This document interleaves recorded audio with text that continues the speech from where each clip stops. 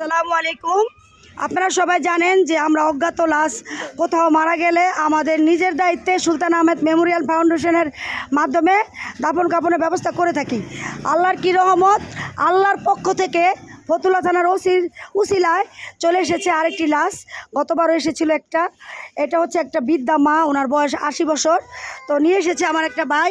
আপনার নাম কি? মোহাম্মদ রাসেল। আপনি এই ডিউটিগুলো করেন, মানে যে অজ্ঞাত লাশগুলা এগুলা পৌঁছে দেন, এই যেখানে গোসল করাবে বা মাটি দিবে।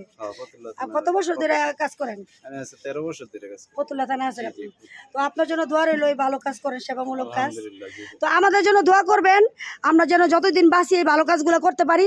আসলে মৃত মানুষ আমাদের সবারই মারা যেতে হবে, আমরা আসলে মৃত মানুষের পাশে দাঁড়াতে পারি, এটা হয়তো আল্লাহর খাস রহমত। তো যাই হোক, সবাই ভালো থাকবেন। এবং কোথাও যদি কেউ মারা যায়, যদি অজ্ঞাত লাশ পান, আমার মোবাইল নাম্বার দিয়ে দিচ্ছি, আমার ঠিকানায় পাঠিয়ে দিবেন। আমাদের নিজ খরচে আমরা গোসল করায়া, দাফন কাফন করায় এবং মাটির ব্যবস্থা করে দিব।